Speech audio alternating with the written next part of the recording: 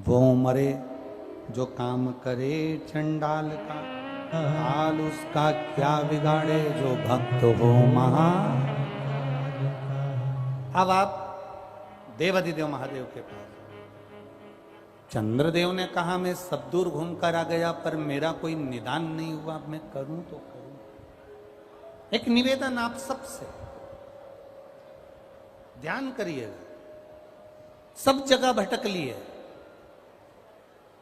सारी दुनिया में जाकर बोलिया है, जगह जगह जाकर प्रार्थना कर ली, निवेदन कर लिया, तो भी तुम्हारा अगर कोई काम ना बने तब एक काम जरूर करना।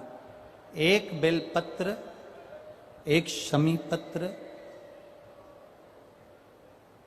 एक कनेर का फूल देवाधिदेव महादेव को प्रत्येक प्रदोष के दिन शिवजी को जल चढ़ाकर समर्पित करना प्रारंभ कर दो। 2 या 3 प्रदोष निकलेगी, मेरा देवाधिदेव महादेव तुम्हारी झोली खुशियों से भर दे निश्चित। एक बेलपत्र, एक शमी पत्र और एक कनेर का पुष्प भगवान शिव को प्रदोष की प्रदोष बाबा देवाधिदेव महादेव को जल चढ़ाकर देना प्रारंभ।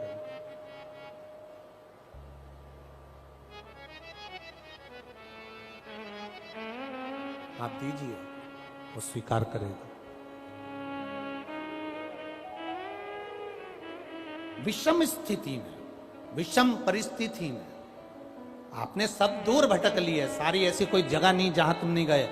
पत्रिका भी दिखाई, वास्तु भी कराया, सारा दुनिया का काम कराया, उसके बाद भी सुख की अनुभूति नहीं। तब देवाधिदेव महादेव की शरणागति पकड़ी। अपने भजन के बल को बढ़ाओ, राम नाम, कृष्ण नाम, शिव नाम, जो नाम तुम जपते हो उसको बढ़ाने का प्रयास करिए।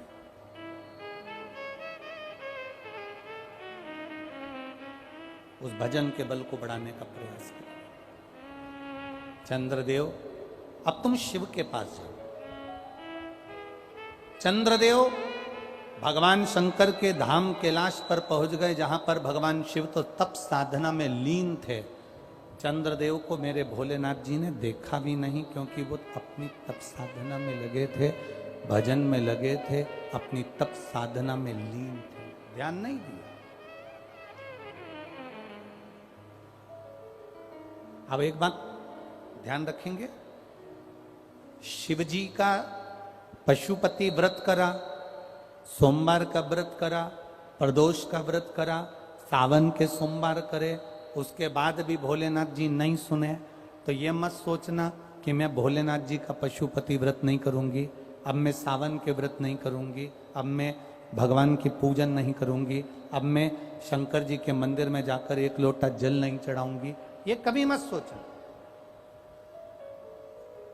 बल्कि ये सोचना कि मैंने जो आराधना करी, मैंने जो पूजन करी, मैंने जो व्रत करा, मैंने जो तप साधना करी, हो सकता है उसमें कोई कमी रह गई हो, इसलिए दूसरी बार करूंगी, तब मेरा महादेव मेरी मनोरथ पूर्ण जरूर करेगा।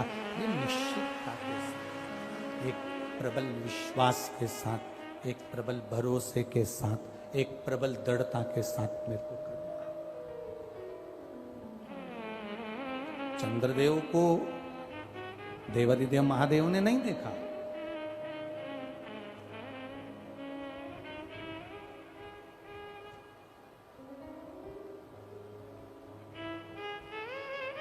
शिवजी ने चंद्रदेव को नहीं देखा, क्योंकि वो तो तप साधना में लगे हुए हैं।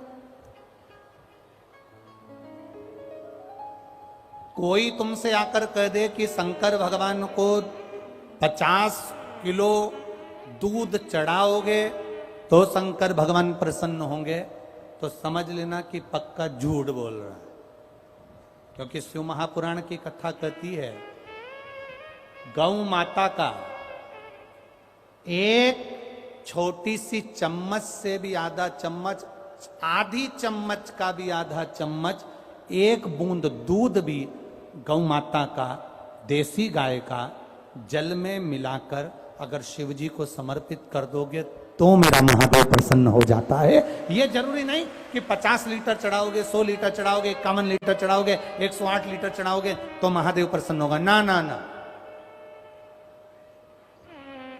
शंकर भगवान को रिझाने के लिए तुमको बहुत कीमती शिला की जरूरत नहीं पड़ती। भगवान शंकर को रिझाने के लिए बहुत कीमती पत्थर पाषाण की जरूरत नहीं पड़ती।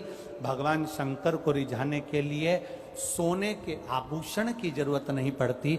भगवान शंकर को रिझाने के लिए तो तुम किसी भी बगीचे की एक मुट्ठी मिट्टी को उठा लो, उसको उसन लो और उसका शिवलिंग बनाकर पूजन कर लो। मेरा महादेव 12 ज्योतिर्लिंग के बराबर स्वीकार कर लेता है। वो 12 ज्योतिर्लिंग के बराबर स्वीकार कर ले। 12 ज्योतिर्लिंग।